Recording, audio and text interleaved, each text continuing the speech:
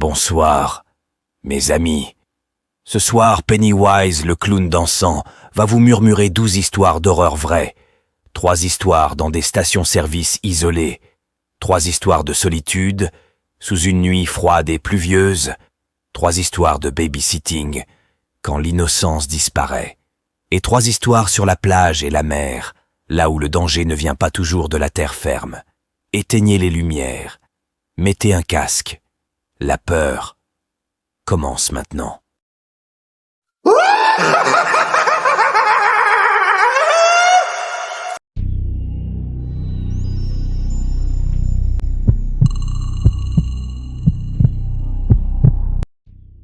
Je m'appelle David, et pendant plusieurs années j'ai travaillé de nuit dans une station-service perdue au milieu de nulle part. Quand je dis nulle part, ce n'est pas une image.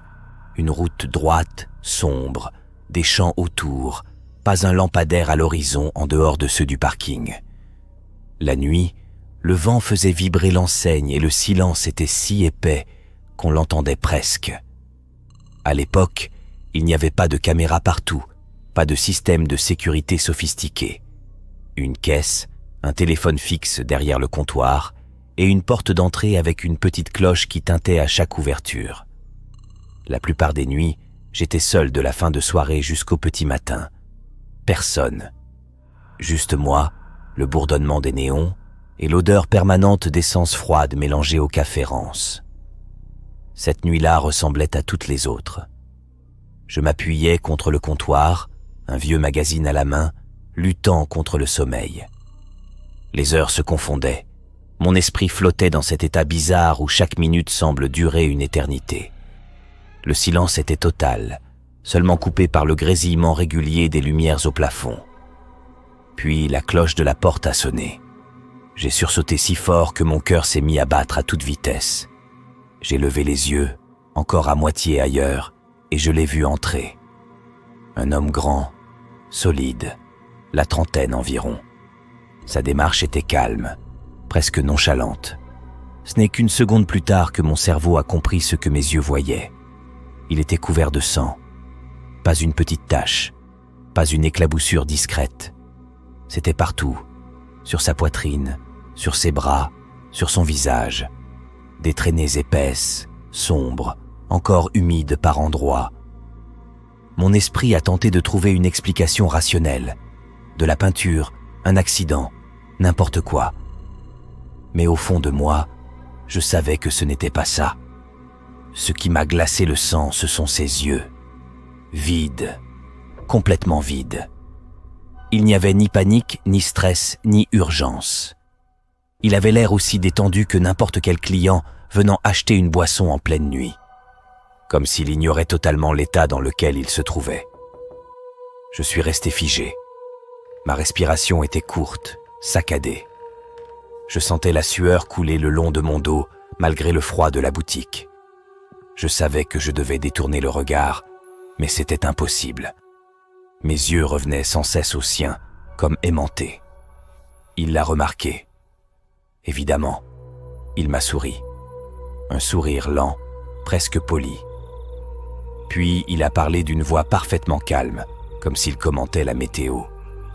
Il m'a dit de ne pas m'inquiéter, que ce n'était pas son sang.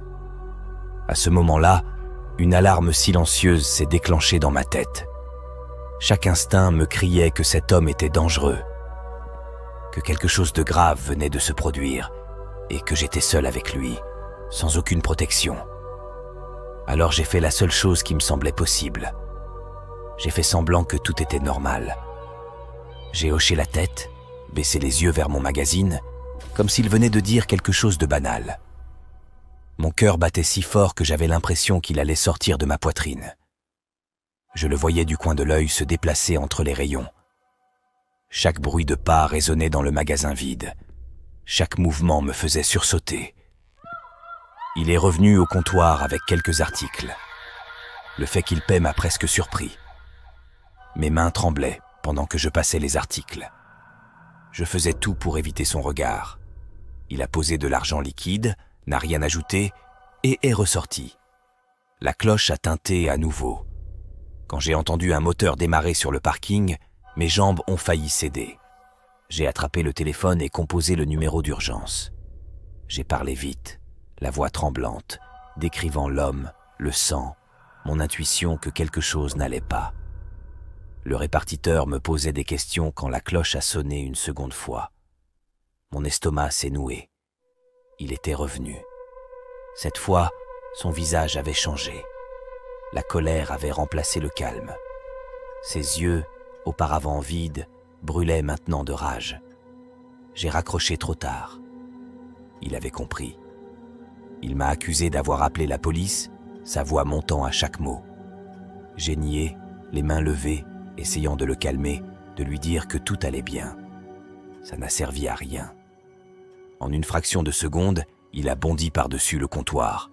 Pas lentement, pas maladroitement. Il s'est jeté sur moi avec une violence brute. Nous avons heurté le sol, l'air quittant mes poumons d'un coup.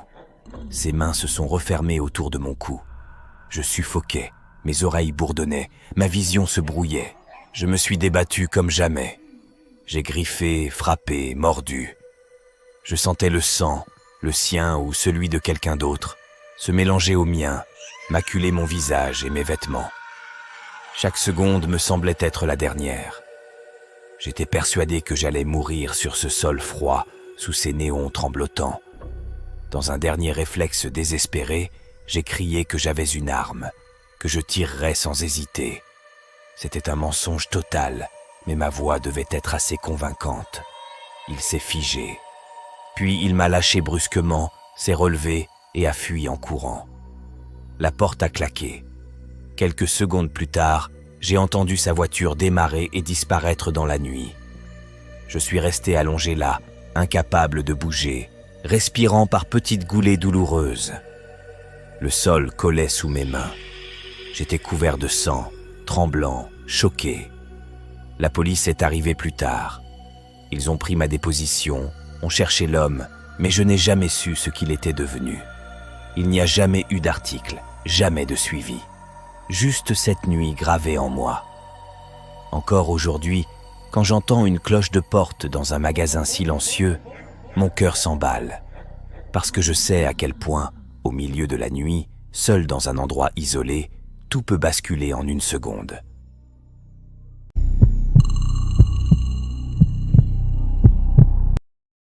Quelques mois après la première agression, j'étais toujours employé dans cette station-service isolée. Avec le recul, rester était une erreur évidente, mais à l'époque j'avais besoin de cet argent, et surtout j'avais réussi à me convaincre que ce qui m'était arrivé relevait de l'exception. Un coup de malchance. Une nuit qui ne se reproduirait jamais. Je me trompais. Cette autre nuit ressemblait en tout point aux précédentes. J'étais seul derrière le comptoir. Les néons grésillaient faiblement au-dessus de ma tête, projetant une lumière blafarde sur le sol taché d'huile. L'odeur d'essence froide et de produits ménagers stagnait dans l'air. Dehors, le parking était vide, balayé par un vent sec qui faisait vibrer les panneaux publicitaires. Je luttais contre l'ennui, le dos voûté, la respiration lente, essayant de rester éveillé. La cloche de la porte a sonné. Mon cœur a immédiatement accéléré. Je me suis redressé, déjà tendu. L'homme qui est entré n'avait rien d'un client ordinaire. Il portait un costume gris foncé, parfaitement ajusté, visiblement cher. Pas froissé, pas négligé. Ses chaussures brillaient sous les néons. Il n'avait absolument rien à faire dans un endroit pareil, encore moins à une heure aussi avancée de la nuit. Il n'a pas regardé les rayons, pas une seconde. Il a marché droit vers le comptoir. Son pas était mesuré, sûr. Je sentais déjà la sueur perler dans mon dos. Lorsqu'il s'est arrêté devant moi, il n'a pas levé les yeux. Il a simplement glissé la main dans la poche intérieure de sa veste et en a sorti une photographie qu'il a posée à plat sur le comptoir. J'ai baissé les yeux. Le sang m'a quitté le visage. La photo montrait l'homme couvert de sang, celui de la première nuit. L'image était légèrement floue, prise de loin, mais je l'aurais reconnu entre mille. La même carrure, le même visage. Mes doigts se sont crispés sur le bord du comptoir pour ne pas trembler. Je sentais son regard peser sur moi. Il ne parlait pas. Il attendait. Le silence était si lourd que j'entendais mon propre souffle, court et irrégulier. Quand j'ai enfin relevé la tête, ses yeux étaient fixés sur mon visage, froid, attentif, comme s'il analysait la moindre de mes réactions. Après une interminable pause, il a parlé. Sa voix était rauque, usée, presque râpeuse. Il m'a demandé si j'avais déjà vu cet homme. J'ai répondu non, immédiatement. Trop vite, sans doute. Mais mon instinct hurlait de nier, de ne rien admettre, de me faire le plus petit possible. Il n'a pas réagi. Il a continué à me fixer, sans cligner des yeux. Chaque seconde me donnait l'impression de m'enfoncer un peu plus. J'avais la gorge sèche, le cœur battant à tout rompre. Je me demandais s'il allait sourire, crier ou faire quelque chose de pire. Finalement, il a repris la photo, l'a glissée dans sa veste et s'est détourné. J'ai relâché l'air que je retenais, mes épaules s'affaissant de soulagement. Je l'ai regardé se diriger vers la sortie. Sa main était déjà sur la poignée quand il s'est arrêté. Il s'est retourné lentement. Il m'a dit qu'il savait que je mentais. Puis il est parti. La cloche a tinté. Le silence est retombé, encore plus oppressant qu'avant. Je suis resté figé derrière le comptoir, incapable de bouger pendant de longues secondes. Cette nuit-là, la station ne m'a plus jamais semblé être un endroit sûr. Les jours suivants, j'ai essayé d'oublier, de rationaliser. Mais quelques semaines plus tard, j'ai commencé à remarquer un détail troublant. Un véhicule utilitaire sport argenté, d'abord garé non loin de la station pendant mes heures de travail, puis sur le parking du supermarché où je faisais mes courses, et enfin, un soir, stationné dans ma rue. Chaque fois que je le voyais, mon cœur s'emballait. Je n'étais pas quelqu'un de paranoïaque, mais cette répétition n'avait rien d'un hasard. Je vivais seul. Chaque bruit dans mon appartement me faisait sursauter. Je dormais mal, le moindre craquement me tirait du sommeil. Une nuit, un bruit violent m'a réveillé en sursaut. Un fracas sec, suivi du tintement du verre brisé.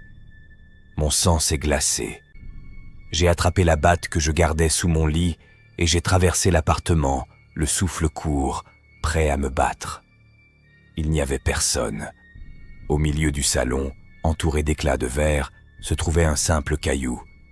La fenêtre était brisée. Aucun mot, aucun message. Mais le message était clair. Le lendemain, j'ai donné ma démission. Sans discussion.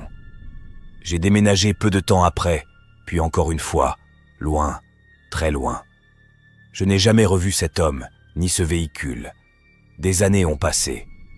Pourtant, certaines nuits, l'odeur d'essence, le bourdonnement des néons et le tintement d'une cloche suffisent à faire revenir cette peur sourde. Je ne saurai probablement jamais pourquoi j'ai été ciblé. Mais je sais une chose. Ce n'était pas une coïncidence. Et je suis convaincu que partir m'a sauvé la vie.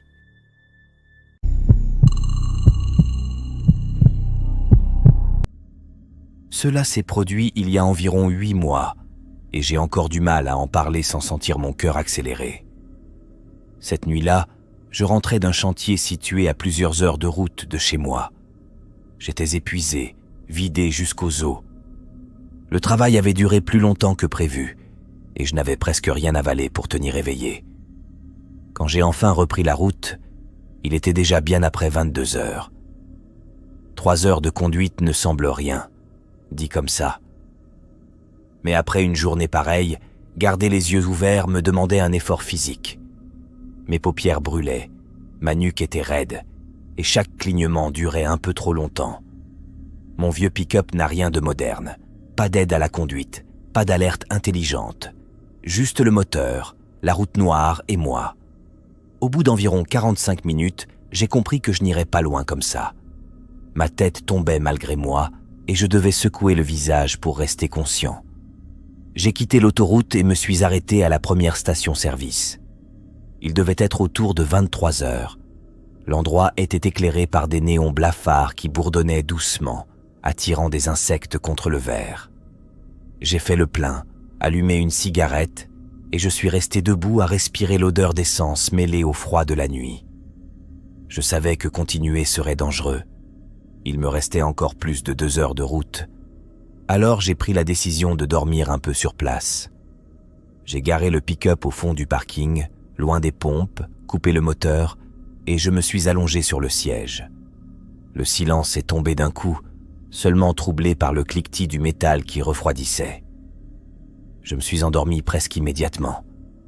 Quand mon alarme a sonné, j'ai eu l'impression qu'elle se déclenchait à l'instant même où je fermais les yeux. 1 heure avait passé.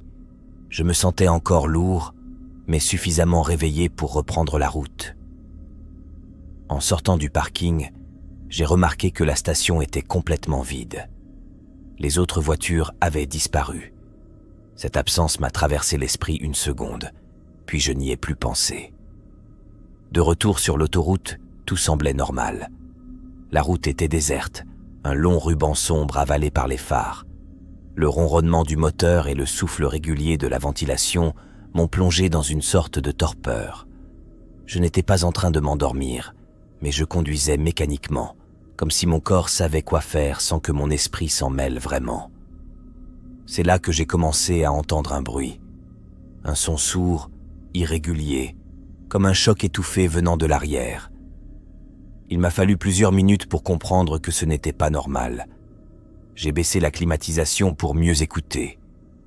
Le bruit revenait par à-coups, un boom discret, métallique, juste derrière moi. J'ai jeté des coups d'œil dans le rétroviseur intérieur, puis sur les côtés. Rien ne bougeait sur la banquette arrière. J'ai pensé à quelque chose dans la benne. Un outil mal calé, peut-être. J'avais travaillé tard. Je n'étais pas d'humeur à m'arrêter pour vérifier. J'ai continué à rouler, en me disant que je regarderais ça une fois rentré. Mais le bruit persistait. À chaque impact, mes épaules se crispaient. J'ai fini par monter le volume de la radio pour le couvrir. Mon cœur battait plus vite, sans que je sache vraiment pourquoi. Agacé, j'ai frappé le tableau de bord du plat de la main et lâché un juron. Étrangement, le bruit s'est arrêté. Pendant plusieurs minutes, il n'y a plus eu que le moteur et la route. J'étais soulagé, surtout parce que cette histoire me tapait sur les nerfs. L'adrénaline m'avait réveillé, et mon esprit était plus clair.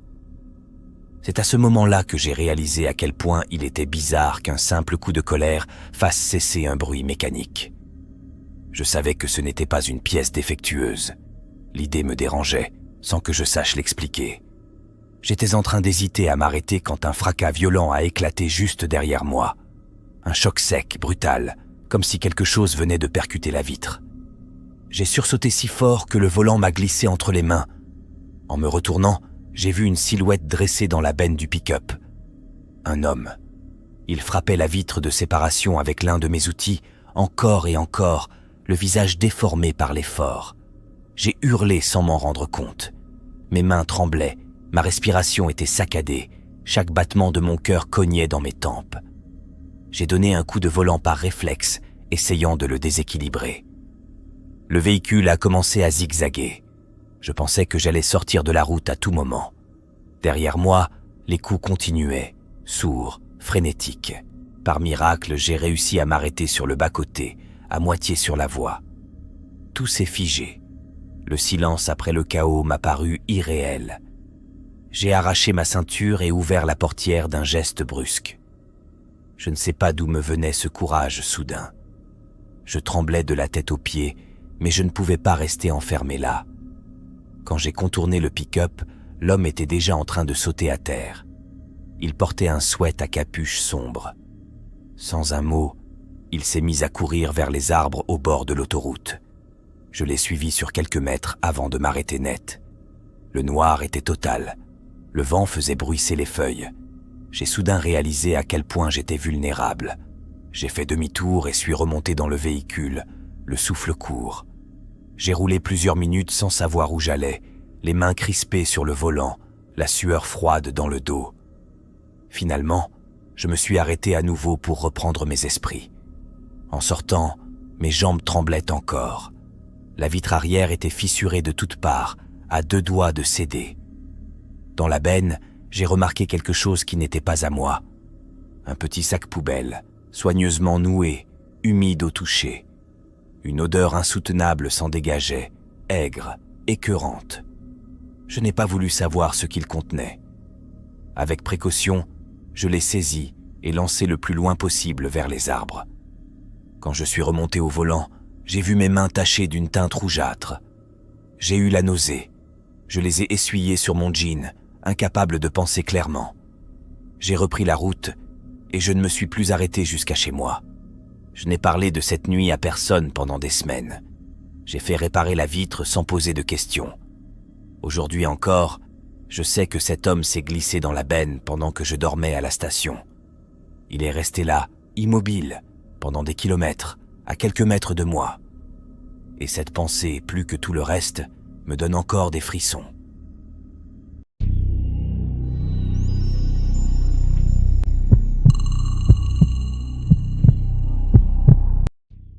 Je travaille comme livreur pour une pizzeria de quartier. J'avais eu 17 ans quelques mois plus tôt et j'avais pris ce boulot surtout pour gagner un peu d'argent et apprendre ce que ça faisait de travailler pour de vrai. Livrer des pizzas me paraissait simple. Conduire, sonner, encaisser, repartir. Bien mieux que rester planté derrière un comptoir à regarder l'horloge. Avec le temps, les nuits finissaient par se ressembler. Les mêmes rues, les mêmes maisons, les mêmes clients réguliers qui ouvraient en pantoufles. Le moteur de ma voiture, le clignotant, le claquement des portières, tout devenait mécanique. Les seules soirées vraiment différentes, c'étaient les week-ends. Le magasin livrait jusqu'à 2 heures du matin et les commandes venaient de partout, de gens que je n'avais jamais vus. Ce soir-là, c'était un samedi. Un gros orage stationnait au-dessus de la ville. La pluie tombait sans interruption, lourde, collante, et le vent faisait craquer les arbres. Pour beaucoup de métiers, ça aurait voulu dire une soirée calme. Pas pour nous. Les gens ne voulaient pas sortir, alors les commandes s'enchaînaient. J'avais transpiré toute la soirée, passant de la chaleur du four à la fraîcheur humide du parking. Au moins, les pourboires suivaient. Vers 11 heures passées, presque minuit, le rythme a enfin ralenti. J'ai pu rentrer dans la boutique, m'asseoir 2 minutes et boire un peu d'eau. Je n'avais personne à qui parler. Les autres livreurs avaient la trentaine ou la quarantaine. Ils discutaient entre eux comme si je n'étais pas là. Les étudiants qui bossaient parfois n'étaient pas de service ce soir-là.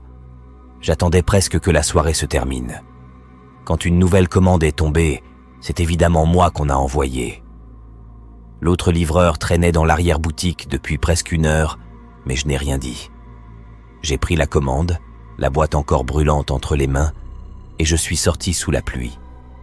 L'adresse ne me disait rien. Le GPS indiquait environ 20 minutes de route.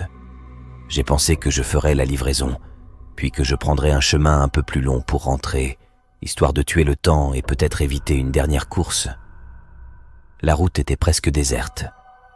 À cette heure-là, sous l'orage, on croisait à peine une voiture de temps en temps. D'habitude, ce silence me calmait. Le bruit régulier de l'essuie-glace, le ronronnement du moteur, la pluie qui frappait le pare-brise. Tout ça m'isolait du monde. Cette nuit-là, pourtant, quelque chose me mettait légèrement mal à l'aise, sans que je sache pourquoi. Le quartier où je devais livrer était composé de maisons espacées, perdues entre les arbres. De longues allées reliaient les habitations à la route principale.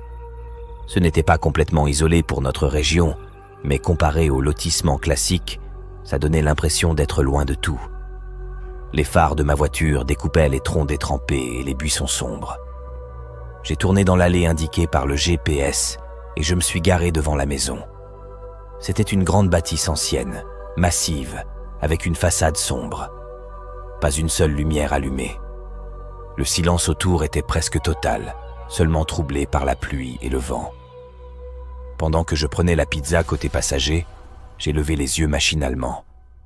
Et j'ai vu un rideau bouger à l'étage, comme si quelqu'un venait de se reculer après m'avoir observé. Ça m'arrivait souvent en livraison. Les gens regardent toujours avant d'ouvrir. Mais là, je n'ai vu aucune silhouette, Juste ce mouvement furtif dans une maison plongée dans le noir. J'ai senti mon estomac se serrer légèrement. Je suis sorti quand même, la boîte sous le bras, la pluie froide me frappant le visage. En arrivant sur le perron, quelque chose m'a arrêté net. Une autre boîte à pizza était posée juste devant la porte. D'une autre pizzeria locale, pas la nôtre. Je la connaissais de nom, sans plus. La boîte avait l'air humide, presque molle, comme si l'humidité de l'air avait déjà traversé le carton. Elle n'était pas chaude. Je me suis retourné instinctivement vers l'allée. Je n'avais vu aucune voiture repartir en arrivant, et il n'y avait aucun moteur en marche aux alentours. Cette boîte devait être là depuis un moment. C'était étrange, mais pas au point de me faire repartir. J'avais besoin d'être payé. J'ai contourné la boîte et frappé à la porte. À peine mes jointures avaient-elles touché le bois que j'ai entendu un bruit à l'intérieur. Quelque chose qui se déplaçait, lentement. Puis plus rien. Le silence est devenu pesant. J'entendais mon propre souffle, un peu trop rapide, et mon cœur battre contre ma poitrine. J'ai attendu. 1 minute entière. La pluie coulait le long de mon cou, et la vapeur chaude de la pizza me montait au visage. J'ai frappé une seconde fois. Aucun son. Je savais pourtant que quelqu'un était là. J'avais vu le rideau bouger. Alors j'ai sorti mon téléphone, les doigts légèrement tremblants, et j'ai appelé le numéro indiqué sur la commande. Après quelques secondes, un téléphone a commencé à sonner à l'intérieur de la maison. Très proche. Trop proche. Le bruit semblait venir juste derrière la porte, comme si quelqu'un se tenait là, immobile, à quelques centimètres de moi. Je retenais presque ma respiration. Le téléphone a cessé de sonner. La porte ne s'est pas ouverte. À ce moment-là, une sensation glaciale m'a traversé. La certitude que quelque chose n'allait pas, que la situation était anormale. J'ai pensé poser la pizza sur le perron, au-dessus de l'autre boîte, et partir. C'est là qu'une voix a parlé, juste derrière la porte. La porte est cassée. Amène-la sur le côté. C'était une voix de femme, rauque, éraillée, comme si elle avait trop crié ou trop fumé. J'ai reculé de 2 pas sans m'en rendre compte. Mon cœur s'est emballé. J'ai obéi. Je me suis forcé à respirer normalement et j'ai contourné la maison. Il n'y avait aucun auvent de ce côté-là. La pluie me tombait directement dessus, détrempant mes vêtements et la boîte. Le côté de la maison était encore plus sombre. Une petite porte se dessinait à peine, couverte de saleté et de toiles d'araignée. Elle avait l'air inutilisée depuis longtemps. L'ampoule au-dessus était grillée. Je me suis arrêté là, sous la pluie, pendant une 30aine de secondes. Personne ne venait ouvrir. Aucun pas à l'intérieur. Aucun bruit. La sensation d'être observé est devenue insupportable. Ma nuque me brûlait, comme si des yeux étaient braqués sur moi depuis les arbres. Je scrutais l'obscurité, incapable de distinguer quoi que ce soit. Ma respiration s'est accélérée, mes mains étaient moites, la boîte de pizza glissait presque entre mes doigts. À ce moment précis, j'ai su que je devais partir. Sans réfléchir davantage, j'ai laissé tomber la pizza au sol et je me suis mis à courir. Mes chaussures éclaboussaient la boue. Mon cœur battait si fort que j'en avais mal à la poitrine. J'ai atteint ma voiture, claqué la portière et démarré en trombe, sans même regarder dans le rétroviseur. Sur le trajet du retour, les mains crispées sur le volant, une idée m'a traversé l'esprit. Et si l'autre boîte sur le perron venait de l'autre livreur? Et s'il avait vécu la même chose, ou pire? Peut-être qu'il avait senti le danger, lui aussi, et qu'il était parti sans demander son reste. Alors ils avaient commandé ailleurs, à une autre pizzeria, en espérant tomber sur quelqu'un de plus docile. Je n'ai jamais compris ce qui devait se passer si j'étais resté. Je suis convaincu qu'elle n'était pas seule, que quelqu'un d'autre se cachait, quelque part, peut-être dans les arbres, attendant que je sois du mauvais côté de la maison, hors de vue. Je travaille encore dans cette pizzeria aujourd'hui. J'ai fait des centaines de livraisons depuis. Rien d'aussi dérangeant ne m'est jamais arrivé. Et chaque fois que je m'arrête devant une maison plongée dans le noir, sous la pluie, je repense à cette nuit-là et je remercie intérieurement mon instinct de m'avoir fait fuir.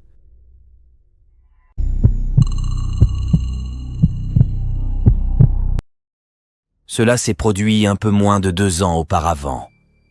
À l'époque, j'étais garde forestier dans une vaste zone sauvage dont je préfère taire le nom. Ce n'était pas un parc très fréquenté. Dans l'État, il existait des forêts bien plus connues, plus accessibles, même si celles-ci étaient immenses, denses, presque étouffantes par endroits. Justement parce qu'il y avait peu de visiteurs, nous étions très peu de gardes en service. Mon travail variait selon les jours. Patrouille sur les sentiers, entretien des campements, ramassage des déchets et parfois des opérations de recherche ou d'assistance pour des randonneurs en difficulté. Le parc autorisait le camping nocturne et les randonnées sur plusieurs jours, donc il y avait toujours au moins un garde de nuit, au cas où. Je faisais souvent des horaires intermédiaires. Je finissais rarement avant minuit, parfois plutôt vers 3 ou 4 heures du matin. Cette journée-là, j'avais passé l'après-midi dans un camping très isolé, loin des zones habituelles. J'y étais allé pour vérifier l'état du site. Table, foyer, sentier, rien d'extraordinaire.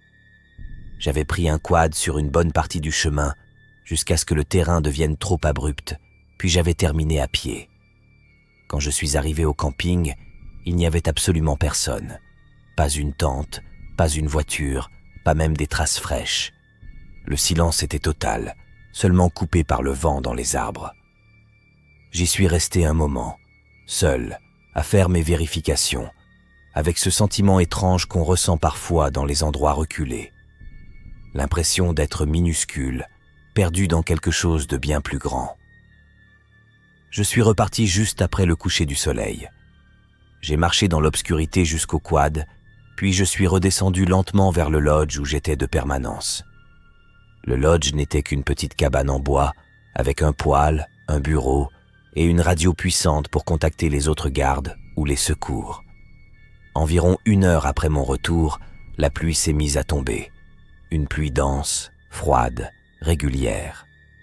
Dans cette région, les orages étaient fréquents, rien d'inhabituel. J'ai fait couler un café, me suis assis au bureau et j'ai commencé à rédiger mon rapport sur l'état du camping. Le bois craquait sous le vent, la pluie martelait le toit et le poêle diffusait une chaleur rassurante. 2 heures ont passé comme ça. Puis, soudain, la radio a grésillé. Une voix est sortie du haut-parleur, demandant si j'étais bien au lodge. J'ai décroché aussitôt. Il m'a demandé si j'avais vu quelqu'un au camping où j'étais plus tôt. Je lui ai répondu que non, qu'il n'y avait personne, pas même un signe récent de présence humaine. Il y a eu un long silence, environ 30 secondes. Je me souviens avoir regardé l'aiguille de l'horloge avancer, entendant seulement la pluie et ma propre respiration. Puis il a repris la parole, d'un ton hésitant. Il m'a dit qu'il allait peut-être falloir que je retourne là-bas pour vérifier. La station avait reçu un signal de détresse par satellite. Un SOS unique, sans message associé. La localisation correspondait à peu près au sentier que je venais de parcourir. Comme j'étais le plus proche, c'était à moi d'y aller. Les autres gardes étaient à au moins 1 heure de route. Il a précisé que, la plupart du temps, ce genre de signal isolé était un accident, un bouton pressé par erreur dans un sac. Mais la procédure exigeait de vérifier. Le problème, c'est que dehors, il pleuvait maintenant à verse. J'ai attrapé ma radio, enfilé mon imperméable, fixé ma lampe frontale et pris une grosse lampe torche. Le quad était inutilisable par ce temps. Trop de boue, trop de risques. Je suis donc parti à pied. Le collègue m'a indiqué que le signal provenait d'environ 2 kilomètres sur le sentier. Une seule impulsion, donc impossible de savoir dans quelle direction la personne se déplaçait. La marche m'a pris près de 45 minutes. Malgré mon expérience et mon équipement, le sentier était difficile à suivre. La pluie brouillait tout, la boue aspirait mes bottes, et chaque pas demandait de l'attention. Je n'arrêtais pas de penser que si quelqu'un se trouvait là sans équipement adéquat, il était en réel danger. Le vent portait des odeurs de terre humide et de feuilles écrasées.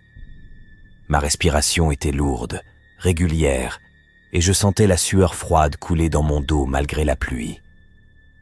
Quand j'ai atteint la zone indiquée, j'ai balayé la forêt avec ma lampe, continuant d'avancer lentement sur le sentier. Et soudain, dans le faisceau lumineux, une silhouette est apparue. Mon cœur a failli s'arrêter. L'homme se tenait à une dizaine de pas du sentier, immobile. Il était complètement trempé, les cheveux longs plaqués sur son visage. Il ne portait pas de veste, pas de sac, rien. Son regard était fixe. J'ai crié que j'étais garde forestier, que je pouvais l'aider. Ma voix tremblait légèrement, étouffée par la pluie. Il n'a pas répondu. Il me fixait simplement. C'est là que j'ai remarqué qu'il n'avait aucun équipement. Pas de sac à dos, pas même le dispositif satellite qui avait envoyé le signal. J'ai fait signe de la main, lui disant de revenir sur le sentier, que mon lodge n'était qu'à quelques kilomètres. Sans prévenir, il s'est retourné et a couru dans la forêt. Pas vers le sentier, mais droit entre les arbres. En moins de 10 secondes, il avait disparu dans l'obscurité. J'ai immédiatement pris ma radio pour prévenir l'autre garde. Je lui ai décrit l'homme, son état. Puis je suis resté là, hésitant, sous la pluie battante. Mon cœur battait si fort que je l'entendais dans mes oreilles. Pendant que nous parlions, il m'a brusquement demandé d'attendre. Quelques instants plus tard, il est revenu sur la fréquence. Un nouveau signal SOS venait d'être reçu, du même appareil, à environ un quart de kilomètre à l'est, exactement dans la direction où l'homme avait fui. Quelque chose clochait. Pourquoi appeler à l'aide, fuir puis appeler encore ? Malgré la peur qui me serrait la poitrine, j'ai avancé. Pas vraiment par courage, mais parce que je me sentais obligé. Après quelques minutes, ma lampe a éclairé un petit objet au sol. Un appareil satellite, allumé, reflétant faiblement la lumière.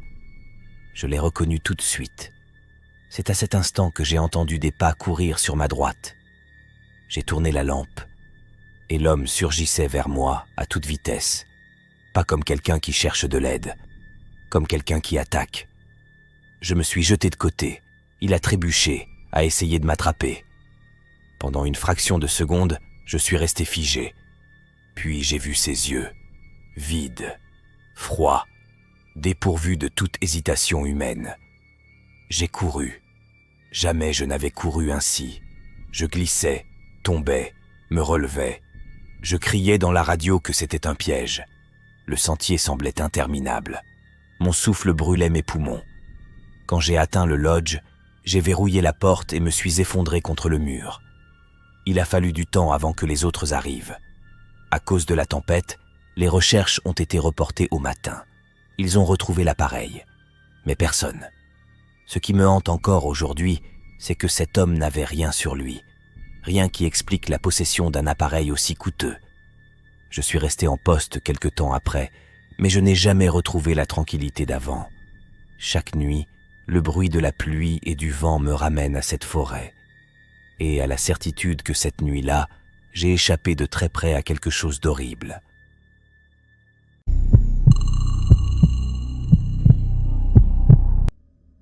Cela s'est produit pendant un long trajet que je faisais depuis une petite ville du Maine jusqu'au Midwest.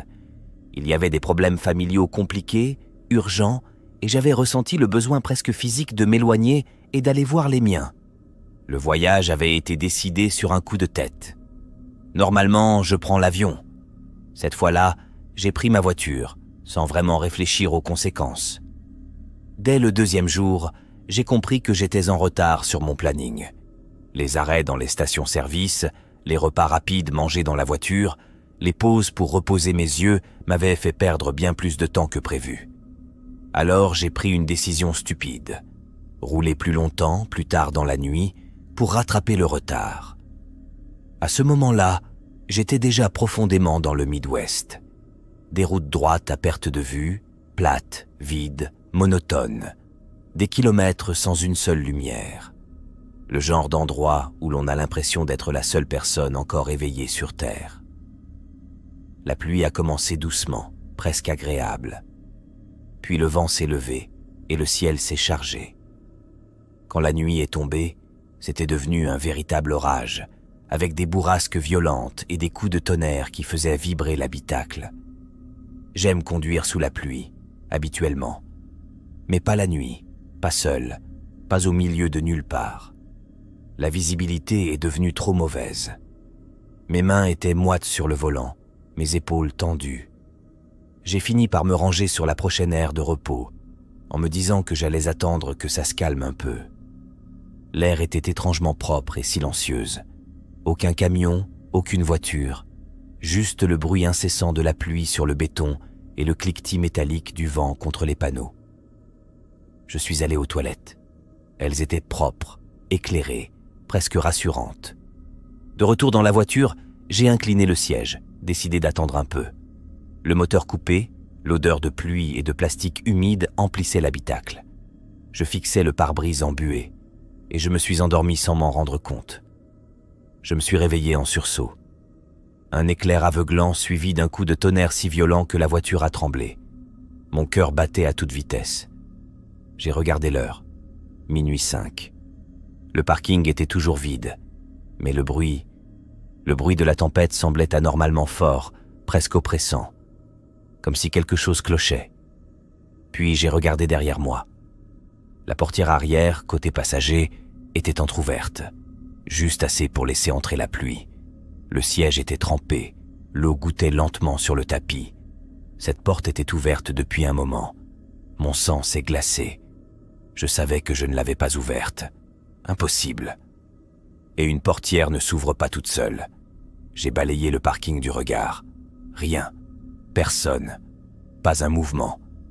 Je suis sorti en courant, le cœur battant à m'en faire mal à la poitrine, et j'ai claqué la porte. Puis je suis remonté, tremblant. La seule explication logique était que j'avais laissé la voiture déverrouillée en allant aux toilettes. Quelqu'un avait ouvert la porte pendant que je dormais. Mais pourquoi? Rien n'avait été volé, pas même les pièces dans le porte-gobelet. C'était comme si quelqu'un avait simplement regardé ou vérifié que j'étais seul.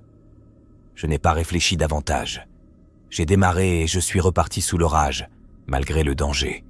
Je ne pouvais pas rester là. 20 minutes plus tard, j'ai aperçu une station-service isolée, juste au bord de l'autoroute. Je me suis garé juste devant le bâtiment. Toutes les lumières étaient éteintes. Avec la pluie et le brouillard, on distinguait à peine les contours du bâtiment. Je n'avais aucun réseau.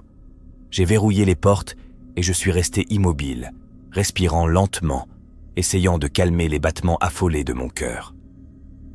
Au bout d'une vingtaine de minutes, j'ai commencé à fixer le parking, pour occuper mon esprit. Et c'est là que je l'ai vue. Une voiture noire, vitres teintées, garée à quelques places de la mienne. Phares éteints. Je ne l'avais pas vue arriver. Une coïncidence était possible. Deux devenaient inquiétantes. Je la fixais, tendue, quand un bruit sec m'a fait sursauter. La poignée de la portière arrière de ma voiture qu'on tirait. Je me suis retourné d'un coup. Un homme se tenait là, près de la vitre. Quand nos regards se sont croisés, il s'est éloigné immédiatement, disparaissant derrière ma voiture. J'ai senti une panique glaciale me traverser. Il essayait d'ouvrir la même portière, la même que sur l'aire de repos. J'ai tâtonné pour allumer les phares, tentant d'éclairer l'arrière. C'est à ce moment-là que j'ai senti les coups, des chocs sourds contre le coffre, pas violents, mais déterminés, répétés. Il était toujours là. J'ai mis la voiture en marche et je suis parti en trombe. Je n'ai pas regardé derrière moi. J'ai roulé pendant près de 2 heures sans m'arrêter, jusqu'à atteindre une petite ville où j'ai pu prévenir la police. Quand j'ai enfin inspecté l'arrière de la voiture, mes jambes ont failli céder. Le coffre portait des rayures profondes, des marques de levier, comme si quelqu'un avait tenté de l'ouvrir avec un objet tranchant. Ce qui me hante encore aujourd'hui, c'est cette question. S'il voulait simplement voler, pourquoi ne pas l'avoir fait pendant que je dormais? Je ne saurais jamais ce qu'il voulait vraiment. Mais je sais que cette nuit-là, sur ces routes désertes, j'ai été bien plus proche du pire que je ne l'ai compris sur le moment.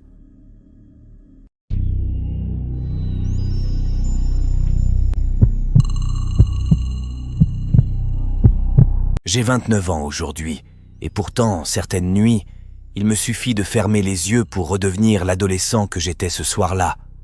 15 ans, un peu trop sûr de moi, persuadé que le monde était plus simple qu'on ne le disait.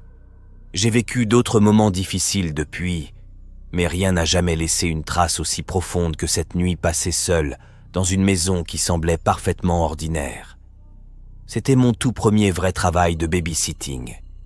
Pas garder un cousin pendant que quelqu'un faisait une course rapide, non. Une vraie soirée, avec des parents absents plusieurs heures, des amis de la famille, des gens que je connaissais depuis toujours. Une maison propre, bien entretenue, dans un quartier calme où les lampadaires éclairaient des allées impeccables et où rien ne semblait pouvoir déraper. Mes parents m'avaient déposé en début de soirée. L'air sentait déjà les feuilles humides et le froid léger de l'automne. Le père m'avait serré la main avec un sérieux presque excessif, comme si j'étais un adulte. La mère, souriante, répétait que je leur rendais un immense service. Leur fils, un petit garçon de 5 ans, tournait autour de nous avec son jouet préféré, plein d'énergie. Il m'avait expliqué la routine. Le dîner, le brossage de dents, l'heure du coucher. Ils avaient insisté sur les portes, sur les serrures. J'avais hoché la tête sans vraiment écouter. Une serrure restait une serrure, pensais-je. Quand ils sont partis, la maison a semblé changer de volume. Pas plus grande, mais plus vide, plus silencieuse. Au début, tout était normal. Nous avons joué, mangé devant la télévision. Le bruit du dessin animé remplissait le salon et me rassurait. J'entendais le tic-tac discret d'une horloge quelque part. Le petit riait et je me détendais. Je transpirais un peu, nerveux sans raison claire, mais je mettais ça sur le compte de la responsabilité. Quand je l'ai conduit à l'étage pour le coucher, le couloir m'a paru étrangement long. Les murs absorbaient le son de nos pas. Sa chambre était au bout, éclairée par une veilleuse jaune qui dessinait des ombres molles sur les meubles. Je l'ai bordé, lui ai lu une histoire. Sa respiration s'est ralentie et je suis sorti en laissant la porte entr'ouverte, comme on me l'avait demandé. Je me suis installé dans la chambre d'amis, plus près de l'escalier. Une télévision allumée à faible volume, une lumière tamisée. J'étais allongé sur le lit, le cœur enfin calme, quand j'ai entendu des pas. Lents, légers, trop réguliers pour être la maison qui craque. Il était là, dans l'encadrement de la porte, son doudou serré contre lui. Ses yeux étaient grands ouverts.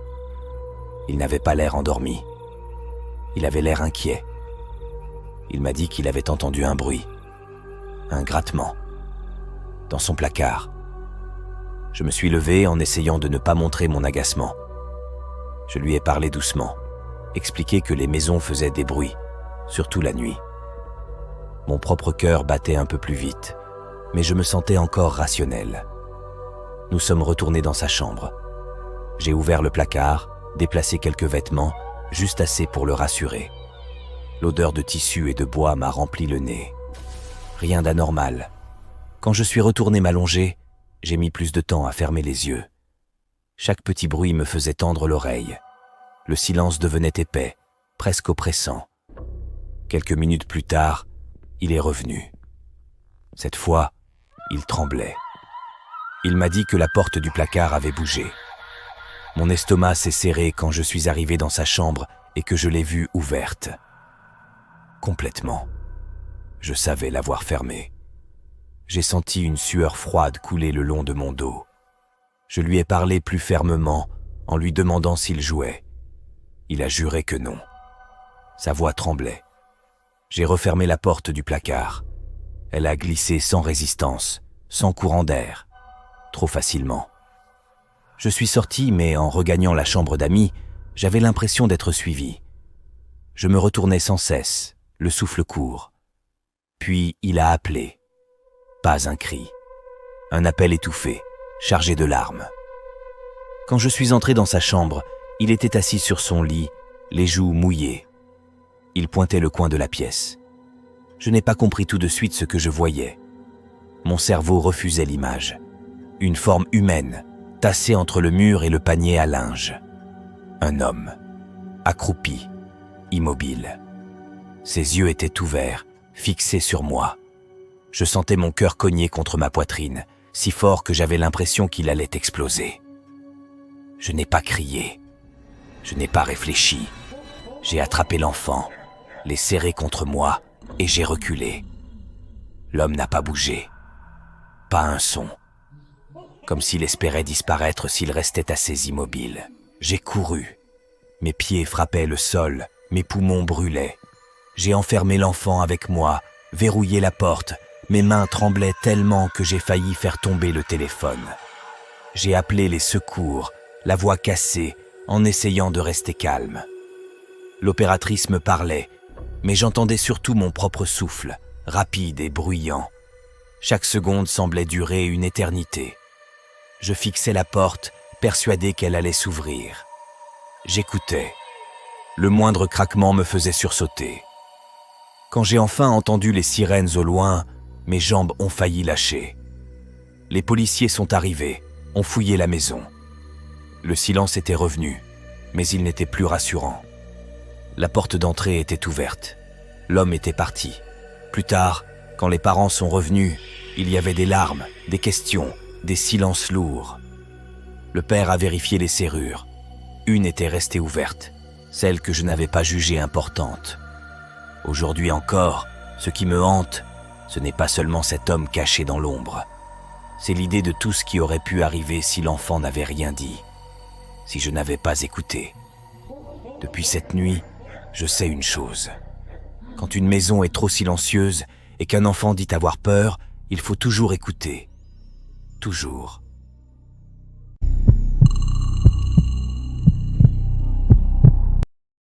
J'avais 17 ans à l'époque, en dernière année de lycée, et c'était la 3e fois que je gardais Haji.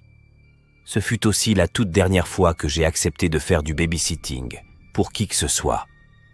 Jusqu'à aujourd'hui, je n'ai jamais passé une autre nuit dans la maison d'un inconnu sans ressentir une boule immédiate dans l'estomac. Haji avait 8 ans, un enfant silencieux, effacé, presque transparent. Il évitait toujours le regard, parlait peu, et quand il répondait, c'était par des mots courts, secs, comme s'il faisait un effort. Sa mère m'avait prévenu dès la première rencontre, avec un sourire étrange, presque soulagé. Elle m'avait dit qu'il était solitaire, qu'il aimait rester seul dans sa chambre, que je n'aurais pas grand-chose à faire. Elle avait présenté ça comme un avantage. Les 2 premières fois, elle n'avait pas totalement tort. Je chauffais un plat, je lui rappelais l'heure du coucher, et le reste du temps, il restait enfermé dans sa chambre à jouer à des jeux vidéo violents, le volume suffisamment fort pour que j'entende les explosions et les cris étouffés à travers le plafond. Je me disais qu'il était juste bizarre, un peu trop mature pour son âge, mais rien de vraiment inquiétant. La 3e fois, tout a changé parce qu'elle m'a demandé de rester dormir. Elle devait partir pour le travail et ne rentrer que le lendemain en fin de matinée. Sa voix au téléphone tremblait légèrement, comme si elle était pressée, presque paniquée. J'ai hésité, puis j'ai accepté. Je pensais naïvement que ce serait la même chose, juste plus long et mieux payé.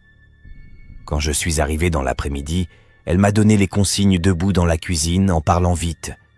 Haji était déjà à l'étage. Elle m'a montré le congélateur, la chambre d'amis au bout du couloir, m'a répété que je pouvais dormir tranquille. Elle m'a remercié plusieurs fois avant de partir, trop de fois. Quand la porte s'est refermée derrière elle, la maison est devenue silencieuse d'un coup, comme si l'air lui-même s'était figé. J'ai appelé Haji pour lui dire que j'étais là. Il a répondu d'en haut, un simple « ouais » sans descendre. Les heures ont passé lentement. J'étais seul au rez-de-chaussée, assise sur le canapé, entourée de meubles qui n'étaient pas les miens. Chaque bruit me paraissait plus fort que la normale. Le plancher craquait, le réfrigérateur se mettait en route et le vent faisait vibrer une fenêtre quelque part. En début de soirée, je suis monté le voir. Il était assis par terre, dos contre le lit, manette à la main. La lumière de l'écran éclairait son visage d'une lueur bleutée. Je lui ai demandé s'il allait bien. Il a hoché la tête sans détourner les yeux. Sa respiration était lente, régulière, presque trop calme. Plus tard, j'ai fait une pizza. Je l'ai appelé. Il est descendu, a pris 2 parts, m'a regardé 1 seconde avec une expression dure, fermée, presque hostile. Puis il est remonté sans un mot. Je suis resté seul dans la cuisine, debout, ma part à la main, avec une sensation désagréable d'être de trop dans cette maison. Quand je suis monté me coucher, j'ai laissé la porte de la chambre d'amis entr'ouverte. Je n'aimais pas être enfermé. J'étais assise sur le lit en train de discuter au téléphone quand un frisson m'a parcouru le dos. Cette sensation très nette d'être observé. J'ai levé les yeux et j'ai aperçu Haji, juste sa tête, dans l'entrebâillement de la porte. Il me regardait. Il a reculé aussitôt, silencieusement. J'ai ri nerveusement et je lui ai demandé ce qu'il faisait. Pas de réponse. J'ai entendu ses pas s'éloigner dans le couloir. J'ai essayé de me convaincre que ce n'était rien, qu'il était juste curieux. Plus tard, j'ai éteint la lampe. La maison était plongée dans le noir. Je me suis allongé, le cœur battant un peu trop fort, écoutant chaque son. Le silence était lourd, presque oppressant. Je ne sais pas combien de temps j'ai dormi. Je me suis réveillé avec la certitude absolue que je n'étais pas seul. Il y avait une forme sombre au pied du lit. Mon souffle s'est bloqué dans ma gorge. Il m'a fallu quelques secondes pour comprendre qu'il s'agissait d'une personne. J'ai crié et tendu la main vers la lampe. La lumière s'est allumée brutalement. Aja était là, debout, immobile. Son visage était figé dans une expression que je n'oublierai jamais. Un mélange de colère contenue et de peur, comme s'il savait que ce qu'il faisait était mal, mais qu'il était déjà allé trop loin. Ses deux mains étaient cachées derrière son dos. Il ne clignait presque pas des yeux. Je lui ai demandé ce qu'il faisait. Ma voix tremblait. Il n'a pas répondu. Je lui ai demandé de me montrer ses mains. Il a secoué la tête lentement. Mon cœur cognait si fort que j'entendais le sang battre dans mes oreilles. J'ai senti la sueur couler le long de ma nuque. Je me suis levé, les jambes faibles, et j'ai avancé vers lui en lui ordonnant de sortir. Quand j'ai attrapé son bras pour le tourner, j'ai vu la poignée du grand couteau de cuisine serré dans sa main. J'ai hurlé, un cri incontrôlable. Je lui ai crié de partir, de sortir maintenant. Mon corps entier tremblait. Il n'a pas protesté. Il a détalé dans le couloir, le couteau toujours à la main. J'ai claqué la porte et je l'ai verrouillée. Mes doigts glissaient sur l'écran de mon téléphone tant il tremblait.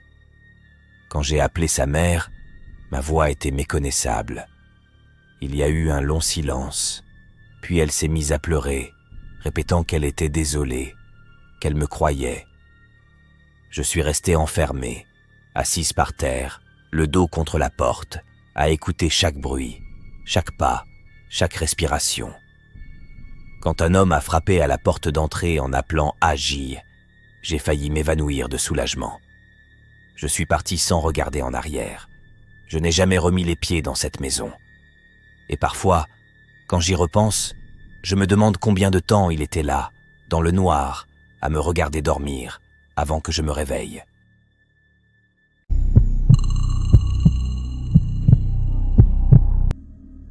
J'avais 21 ans quand ma sœur m'a demandé de garder ses enfants pour la nuit. Elle et son mari devaient assister à un mariage à plusieurs heures de route et ne rentreraient que le lendemain. J'avais déjà gardé Emma et Lucas des dizaines de fois. C'étaient mes neveux, je les connaissais par cœur.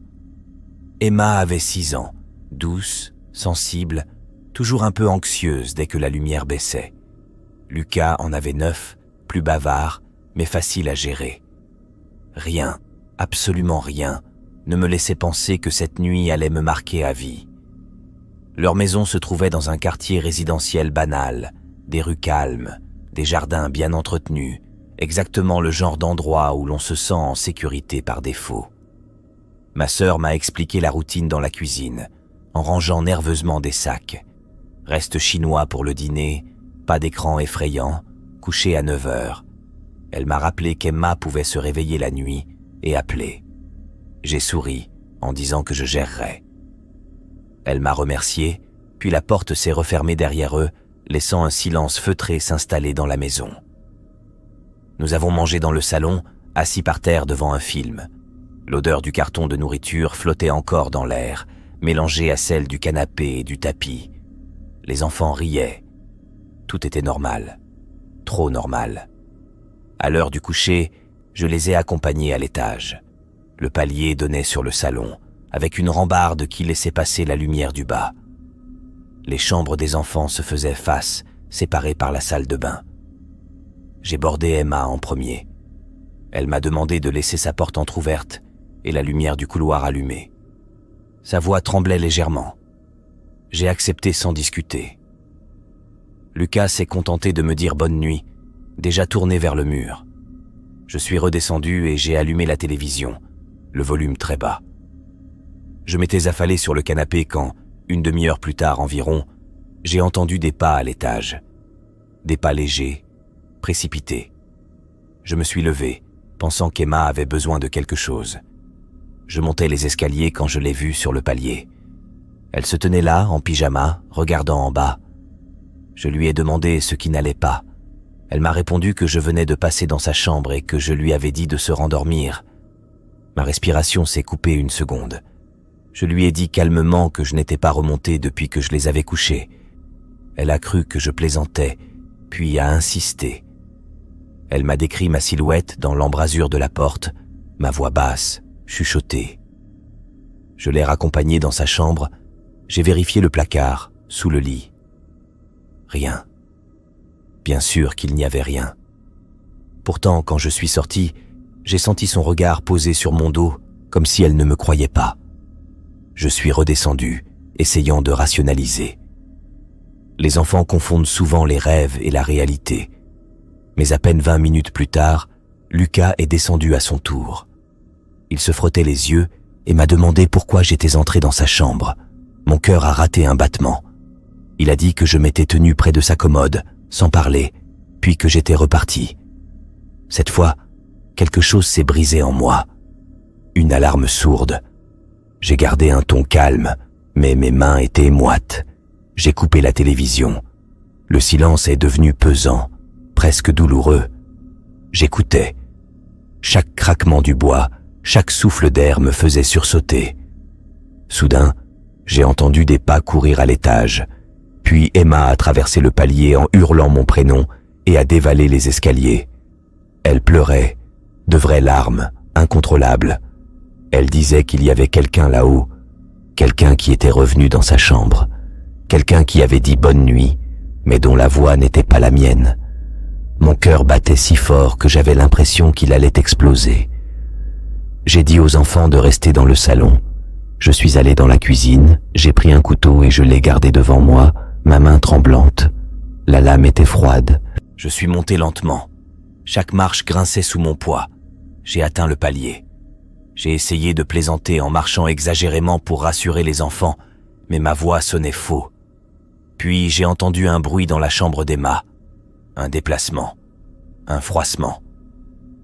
J'ai entrouvert la porte et murmuré un bonsoir, pensant encore, stupidement, que j'avais mal compris. Une voix m'a répondu. Aiguë, décalée, mais clairement adulte. Elle a dit à quel point les enfants étaient spéciaux. J'ai vu sa silhouette. Un homme très grand, debout près du lit d'Emma. Immobile. Mon sang s'est glacé. Je n'ai pas réfléchi. J'ai fait demi-tour et j'ai dévalé les escaliers. J'ai attrapé les enfants, leur ai ordonné de sortir immédiatement. Emma pleurait encore plus fort quand elle a vu l'homme apparaître au-dessus de nous, au palier, jouant avec ses mains comme pour se cacher et réapparaître. Nous avons couru dehors, pieds nus, le bitume froid sous nos chaussettes. L'air de la nuit brûlait mes poumons. Nous avons frappé chez des voisins, encore et encore. Une femme a ouvert, reconnaissant les enfants. Elle nous a fait entrer sans poser de questions. Depuis le perron, pendant que j'appelais les secours, j'ai vu l'homme sortir tranquillement de la maison, marcher vers la rue, puis disparaître dans l'obscurité. J'ai eu envie de le suivre, de crier, de faire quelque chose. Mais je suis resté là, paralysé, à protéger les enfants. Les policiers sont arrivés trop tard. La maison était vide. Rien d'anormal, à première vue. Cette nuit-là, nous n'y sommes pas retournés. Et même aujourd'hui, quand je repense à cette maison, je me demande depuis combien de temps il était déjà là, à l'intérieur, bien avant mon arrivée.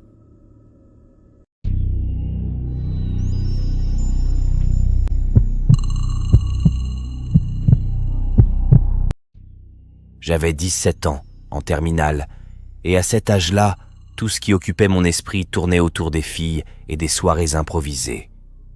Ce soir-là, un vendredi de plein hiver, le froid était sec, mordant. mais ça ne nous avait pas arrêtés. Une fille de ma classe de physique, Tiffany, avait accepté de sortir avec nous. Mon meilleur ami, CJ, avait convaincu Gianna, sa meilleure amie, de nous accompagner. L'idée était simple, rouler jusqu'à la plage, traîner un peu, puis se retrouver chacun de notre côté. Rien d'extraordinaire, juste une virée nocturne pour tromper l'ennui. CJ est passé me prendre tard, quand la nuit était déjà tombée depuis longtemps. L'hiver avale le jour trop vite. J'ai claqué la portière et immédiatement, la buée de nos respirations a envahi l'habitacle. Le chauffage mettait du temps à monter et le pare-brise vibrait sous les rafales glaciales. Sur la route, l'asphalte était humide, presque noir, brillant sous les rares lampadaires. On parlait vite, un peu trop, pour masquer la nervosité. Quand nous avons récupéré Tiffany et Gianna, le froid s'est engouffré dans la voiture avec elle. Elle portait de lourds manteaux, des écharpes remontées jusqu'au menton. Tiffany m'a souri et j'ai senti mon cœur accélérer. Malgré le silence hivernal, tout semblait normal. On riait, on se taquinait, la radio grésillait faiblement. Arrivé à la plage, le vent nous a frappés de plein fouet. Un vent salé, gelé, qui piquait la peau et faisait couler le nez. Le parking était désert. Pas une autre voiture. Le bruit des vagues semblait plus fort en hiver, amplifié par l'absence totale de voix humaines. Nos pas crissaient sur le sable durci par le froid. Très vite, Sidja et Gianna se sont éloignés, disparaissant dans l'obscurité entre les dunes. Tiffany et moi avons marché vers l'eau. La lune éclairait faiblement la surface et une brume basse flottait au ras du sable. Je sentais mes doigts s'engourdir malgré mes poches. On parlait de tout et de rien, de cours, de projets absurdes, de musique. J'essayais de rester calme, mais mon cœur battait fort, trop fort. Puis Tiffany s'est arrêtée net. « Tu vois ça ?» a-t-elle murmuré. J'ai suivi son regard vers l'océan. Au début, je n'ai rien distingué. Juste l'eau sombre, agitée, et l'écume blanchâtre. J'ai plaisanté, disant qu'elle se faisait des idées. Pour la rassurer, j'ai avancé, mes chaussures s'enfonçant dans le sable glacé. Quand l'eau a touché mes chevilles, un froid violent m'a remonté le long des jambes. C'est là que je l'ai vue. Une forme verticale, immobile, à quelques mètres du rivage. Trop droite pour être un rocher, trop sombre pour être une vague. Je me suis approché d'un pas, le souffle court, et la forme a bougé, lentement, à peine, comme si quelqu'un ajustait son équilibre. Je suis revenu vers Tiffany en courant, le cœur dans la gorge. « C'est quelqu'un », ai-je chuchoté. Ça n'avait aucun sens. Personne ne se tient dans l'eau glacée, immobile, en pleine nuit d'hiver. Tiffany a dit qu'elle se sentait mal à l'aise, qu'elle avait l'impression d'être observée. Je ressentais la même chose, une pression étrange dans la poitrine, comme si le silence nous épiait. Nous avons décidé de nous éloigner, marchant plus loin le long de la plage. Le vent sifflait dans les dunes et chaque bruit semblait suspect. On s'est assis à nouveau, dos à l'océan, tentant de reprendre une conversation normale. Je sentais la sueur froide dans mon dos malgré le froid. Quelques minutes plus tard, Tiffany a saisi mon bras. « Écoute !» J'ai tendu l'oreille. Un bruit discret, un clapotement irrégulier, différent des vagues. Ça s'est arrêté aussitôt. Le silence est retombé, lourd, oppressant. Puis Tiffany a haleté. J'ai levé les yeux. La silhouette était de nouveau là, plus proche qu'avant. Toujours droite, toujours immobile. J'ai fait un pas en avant, prêt à crier, à demander ce qu'il faisait là. Tiffany m'a retenu. On s'en va, maintenant. Nous avons marché vite vers le parking. Mes jambes tremblaient, l'air semblait plus froid encore, et mes oreilles bourdonnaient. Arrivé à la voiture, CJ et Gianna n'étaient pas là. Mon téléphone vibrait sans arrêt. Des messages, tous de CJ. Le réseau avait dû revenir. Les premiers parlaient d'un type bizarre près de l'eau. Puis le ton changeait, devenait paniqué. Ils disaient qu'ils étaient suivis. Pas quelqu'un, quelque chose. Il avait appelé plusieurs fois. Je l'ai rappelé. Il a décroché immédiatement essoufflé, sa voix tremblante. Il m'a juste demandé si nous étions à la voiture, puis il a raccroché. Moins d'une minute plus tard, CJ et Jana ont émergé de l'obscurité. CJ était pâle, le souffle court, les yeux écarquillés. Il racontait qu'une silhouette les avait suivis à distance, marchant d'une façon étrange sur le sable dur. Trop grande, trop maigre. Jana confirmait, la voix cassée. Je leur ai parlé de la personne dans l'eau. CJ m'a regardé fixement, comme si je venais de dire quelque chose de terrible. Il a dit qu'il l'avait vue de plus près, pas dans l'eau, sur la plage. Déformée par la posture, mais humaine. Trop humaine. Un cri a alors déchiré l'air, un cri rauque, lointain, porté par le vent glacé. Pas un animal, pas vraiment une voix non plus, juste assez humain pour glacer le sang. On est tous montés dans la voiture, les portières ont claqué. Le moteur a démarré dans un grondement rassurant. Pendant le trajet, personne ne parlait. La route défilait, noire et humide, les phares découpant la nuit. Je sentais encore le froid dans mes os, et cette sensation persistante d'avoir été observé. Ça n'a duré qu'une demi-heure. Mais encore aujourd'hui, chaque hiver, quand la nuit tombe trop tôt et que le vent souffle trop fort, je repense à cette silhouette immobile dans l'eau glacée. Je suis convaincu que c'était un homme, quelqu'un de réel. Et c'est précisément ce qui me terrifie le plus.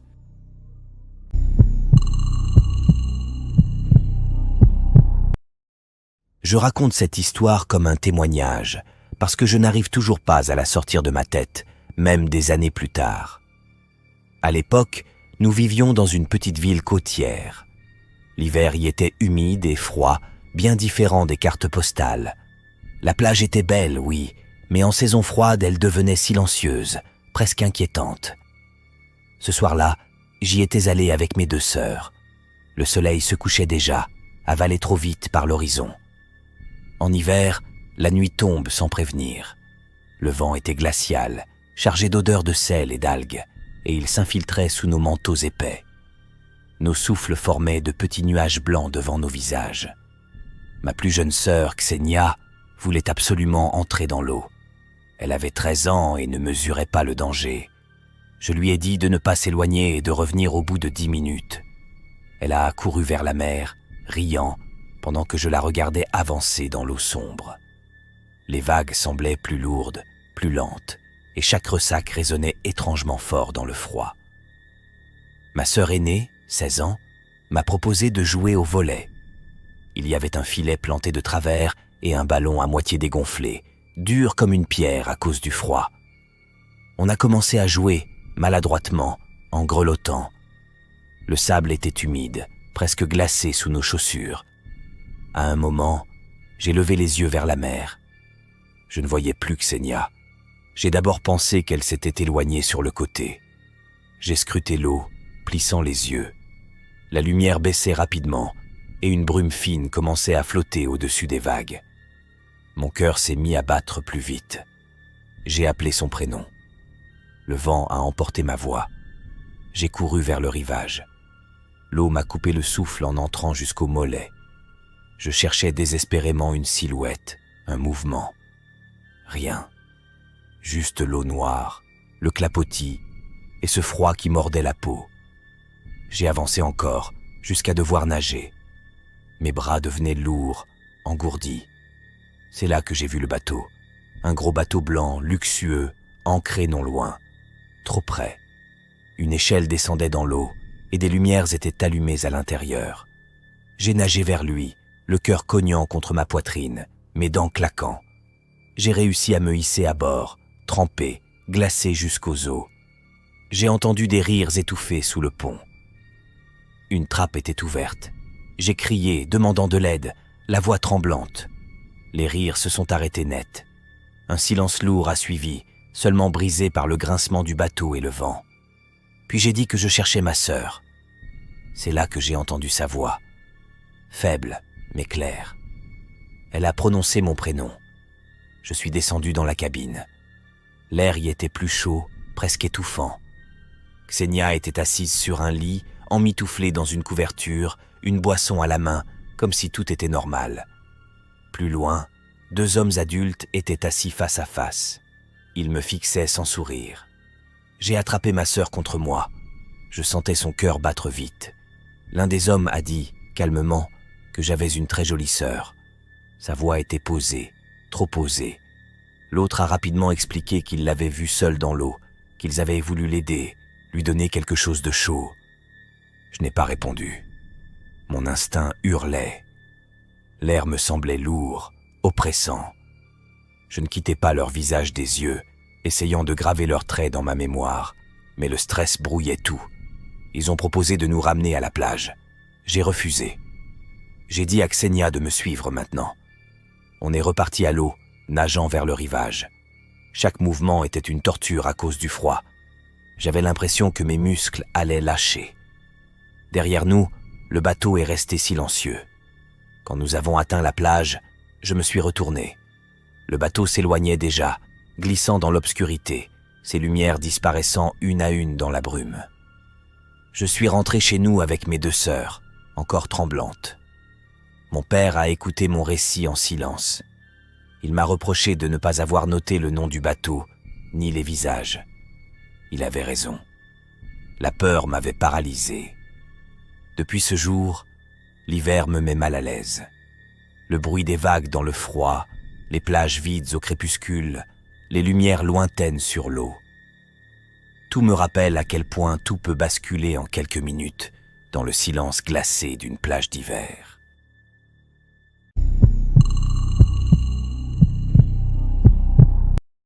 Je n'oublierai jamais ce séjour dans ma maison de plage en Floride. J'y vais surtout quand l'hiver devient insupportable dans le nord, et cette fois-là, début février, le froid du Connecticut nous broyait les os. Ma compagne et moi avons donc pris la route, une longue traversée monotone, bitume après bitume, jusqu'à la côte. Quand nous sommes enfin arrivés, le ciel commençait déjà à s'assombrir, cette lumière orange sale qui annonce la nuit. La maison était restée fermée depuis un bon mois. Comme d'habitude en hiver, j'avais laissé l'électricité et l'eau en service. Rien d'anormal. Nous avons déchargé la voiture en silence, les muscles lourds, l'esprit vidé par la fatigue. L'air marin sentait le sel et l'algue humide, et le vent faisait vibrer légèrement les volets. Nous n'avons même pas fait le tour de la maison. Nous avons pris 2 chaises longues, marché quelques secondes jusqu'au sable froid, et nous nous sommes allongés face à l'océan. Le bruit régulier des vagues a fini par ralentir ma respiration. Mon cœur battait encore fort à cause du trajet, puis s'est calmé. Il faisait complètement nuit quand elle a posé sa main sur mon épaule. Sa voix était basse, tendue. Elle m'a demandé si j'avais laissé une lumière allumée à l'étage. J'ai relevé la tête et mon estomac s'est noué instantanément. Une fenêtre à l'étage diffusait une lueur jaune. Les rideaux étaient entr'ouverts et derrière se découpait une silhouette immobile, une masse sombre, humaine, à hauteur de fenêtre. Je me souviens du silence soudain. Même les vagues me semblaient lointaines. Ma gorge était sèche. Je l'ai regardée, elle m'a regardé, et sans un mot, nous avons compris la même chose. Quelqu'un était dans cette maison. Je lui ai dit d'attendre sur la plage. Ma voix tremblait malgré moi. J'ai couru vers la maison, le sable froid me mordant la plante des pieds, mon souffle court, le cœur cognant si fort que j'entendais son battement dans mes oreilles. Arrivé à la porte arrière, je me suis arrêté net. J'ai ralenti, chaque inspiration me brûlait la poitrine. J'ai fait glisser la porte vitrée avec une lenteur extrême. Le moindre bruit me paraissait assourdissant. À l'intérieur, l'air était plus froid, chargé de cette odeur de maison fermée, de bois et de poussière. Mes pas nus sur le carrelage faisaient à peine un chuchotement. Je suis arrivé au pied de l'escalier. En montant, j'ai entendu un bruit sec à l'étage. Une porte qui se referme. Le son était clair, indiscutable. J'ai accéléré, la sueur coulant le long de mon dos malgré le froid. La porte de la chambre où la lumière était allumée quelques instants plus tôt était ouverte. Cette fois, tout était plongé dans le noir. J'ai attrapé la petite lampe torche que je garde toujours sur une étagère. Ma main tremblait quand je l'ai allumée. Le faisceau a balayé le lit, les murs, les cadres. Rien. Puis mon regard s'est arrêté sur le placard. Les portes étaient fermées. J'ai coupé la lampe. Le silence était écrasant. J'entendais ma propre respiration, trop rapide, et le battement sourd de mon cœur.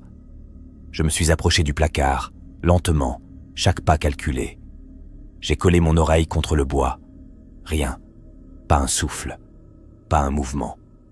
Mes doigts ont attrapé les 2 petites poignées. J'ai hésité une fraction de seconde, puis j'ai tiré d'un coup sec. Le placard était vide.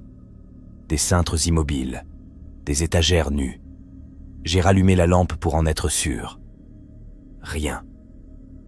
À ce moment-là, un craquement a retenti dans le couloir, un grincement de plancher.